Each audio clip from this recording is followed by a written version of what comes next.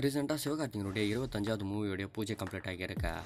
GV பிரகாஷுடைய 100வது movie 150 கோடி ரூபா budget. இந்த மூவியில் ஜெயம் ரவி, அதர்வா, ஸ்ரீலீலான நிறைய பேர் ஆக்டிங்கும் பண்ண போகிறாங்க. 2025 ஸ்டார்டிங்கில் இருந்து தான் இந்த மூவியோடைய ஷூட்டிங் பிக்கஸ்ட்டாக ஸ்டார்ட் ஆக போகுது. சுதா கங்காரா பொறுத்தளவுக்கு மேக்கிங் செம்மையாகவே தான் இருக்கும். இப்போ இந்த மூவியோடைய பூஜை கம்ப்ளீட் பண்ணி இந்த மூவியோடைய அப்டேட்டை கொடுத்துருக்காங்க. ரொம்ப பிக்கஸ்ட்டாக எதிர்பார்த்துக்கிட்டு இருக்கோம். சிவகார்த்திகன் தொடர்ந்து 200 கோடி ரூபா பாக்ஸ் ஆஃபீஸ் வரைக்குமே போயிட்டாரு. முருகதாஸ், சுதா கங்காரான இவருடைய காம்போவை அமைச்சுக்கிட்டதுனால பாக்ஸ் ஆஃபீஸும் ரொம்ப பிக்கஸ்ட்டாக எதிர்பார்க்கலாம். ஜெயம் ரவியோடைய ஆக்டிங்கில் அவருடைய 34வது மூவியோடைய பூஜை போஸ்டர் எல்லாத்தையுமே ரிலீஸ் பண்ணியிருக்காங்க. டாடா மூவியை டைரக்ஷன் பண்ணியிருந்த கணேஷ் பாபுடைய டைரக்ஷனில் தான் இந்த மூவி தயாராக போகுது. கொஞ்சம் ஹிஸ்டரியை பேஸ் பண்ணி இந்த மூவி மேக் பண்ணுறதாகவும் சொல்லியிருக்காங்க. ரீசெண்டாக வட சென்னையில் இந்த மூவியோட ஷூட்டிங் எல்லாமே போய்கிட்டு இருக்கு. இப்போ இந்த மூவியோடைய பூஜை போஸ்டர் எல்லாத்தையுமே ரிலீஸ் பண்ணி இந்த மூவியோடைய அப்டேட்டை கொடுத்துருக்காங்க. 2025 செகண்ட் ஹாஃபில் இந்த மூவி தேட்டருக்கு வரும் அப்படின்றது கன்ஃபார்ம் பண்ணிட்டாங்களே. சக்தி வாசு தான் இந்த மூவியில் வில்லன் ரோலில் அப்ளை பண்ண போகிறது கன்ஃபார்ம் ஆகியிருக்கா. இவரை இதுக்கு முன்னாடி ஒரு சில மூவிஸ் எல்லாத்துலேயுமே பார்த்துருப்போம். ராகவா லாரன்ஸோடைய சிவலிங்கா மூவியில் ஹாரர் கேரக்டரில் பார்த்துருப்போம். இப்போ ஜெயம் ரவியோடைய 34 வில்லன் கேரக்டரில் ப்ளே பண்ணிக்கிட்டு இருக்காரு. தலையோடைய குட் பேட் அக்லி மூவிலேருந்து ரீசெண்டாக ஒரு போஸ்டர் ரிலீஸ் பண்ணியிருந்தார் இந்த மூவியோடைய டேரக்டர். போஸ்டர் மட்டும் இல்லை, ஒரு சின்ன கிளிப்ஸையும் சேர்த்து ரிலீஸ் பண்ணியிருந்தாரு. தலை அஜித் பார்க்கறதுக்கு வேற லெவலில் இருக்காரு. அதுவும் ஒரு யங் லுக்கில் சூப்பராக இருக்காருன்னு சொல்லணும். 2-3 கேரக்டர் வேர்ஷனில் இந்த மூவியில் நம்ம தலையை பார்ப்போம்னு நினைக்கிறேன்.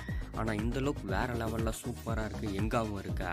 சூப்பரான கேரக்டரில் தலைவர்களை பார்க்கறதுக்கு வெயிட் பண்ணிக்கிட்டு இருக்கோம். இந்த மூவி அவருக்கு அப்படி அமையும்னு நினைக்கிறேன். சூர்யாவோட ஆக்டிங்கில் ரீசெண்டாக இப்போ அவருடைய 45வது மூவி தான் போய்கிட்டு இருக்கா. இதுக்கு முன்னாடி த்ரிஷா இந்த மூவியில் ஆக்டிங் பண்ணுறதை கன்ஃபார்ம் பண்ணியிருந்தாங்க. இப்போ இன்னும் 2 கேரக்டர் ஆக்டிங் பண்ணுறதை கன்ஃபார்ம் பண்ணியிருக்காங்களே. சிவடா இந்த மூவியில் முக்கியமான ரோலில் ப்ளே பண்ணுறதை கன்ஃபார்ம் பண்ணிட்டாங்க. இந்திரனும் இப்போ இந்த மூவியில் ஆக்டிங் பண்ணிக்கிட்டு இருக்கிறதும் கன்ஃபார்ம் ஆகியிருக்கா. சூர்யாவோட ஆக்டிங்கில் ரொம்ப பிக்கஸ்ட்டாக இப்போ சூர்யாவுடைய 45 தான் தயாராகிட்டு இருக்கேன். கண்டிப்பாக இந்த மூவியை ஒரு பெரிய ரெஸ்பான்ஸோடையும் எதிர்பார்க்கலாம். மடன் அஸ்வினுடைய டைரக்ஷனில் நெக்ஸ்ட் சியானுடைய 63வது மூவி தான் தயாராக போகுது. இந்த மூவி கிட்டத்தட்ட 100 கோடி ரூபா பட்ஜெட் அப்படின்ற மாதிரி பேசிக்கிட்டு இருக்காங்க. யோகி பாபு இந்த மூவியில் காமெடி ரோலில் ப்ளே பண்ணுறது கன்ஃபார்ம் ஆகியிருக்கா. விக்ரமுக்கு மட்டுமே இந்த மூவியில் 50 கோடி ரூபா சம்பளம் பேசியிருக்கிறதா சொல்லியிருக்காங்க. அவருடைய 62வது மூவி மிகப்பெரிய பட்ஜெட் மட்டும் இல்லாமல் பிக்கா 2 பார்ட்டாக தயாராகிறதுனால இப்போ 63வது மூவியில் அவருடைய சம்பளத்தையும் அதிகரிச்சிருக்காரு. ரீசெண்டாக விக்னேஷ் சிவன் LIK அப்படின்னு டைட்டில் வச்சா ஒரு லவ் ஸ்டோரி மூவி தான் மேக் பண்ணிக்கிட்டு இருந்தாரு. 7 ஸ்க்ரீன் லலித் குமார் அவர்கள் தான் இந்த மூவியை ப்ரொடக்ஷன் பண்ணியிருந்தாரு. ஆனால் இப்போ ப்ரொடக்ஷன் தரப்புல இருந்து ஒரு சின்ன பிரச்சனை ஏற்பட்டு இருக்கா. சொன்ன பட்ஜெட்டுக்கு ஏற்ற மாதிரி இந்த மூவி கம்ப்ளீட் ஆகுமான்னு தெரியல.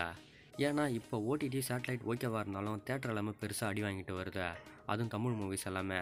அதனால் ஒரு சரியான பட்ஜெட்டில் இந்த மூவியை மேக் பண்ணுறது கஷ்டம். இப்போ ரீசெண்டாக அதுக்காகவே இந்த மூவியோடைய ஷூட்டிங்கை நிறுத்தி வச்சுருக்காங்க. பேச்சுவார்த்தை எல்லாமே கம்ப்ளீட் ஆகி 2025க்கு மேலே தான் ஆரம்பிப்பாங்கன்னு நினைக்கிறேன்.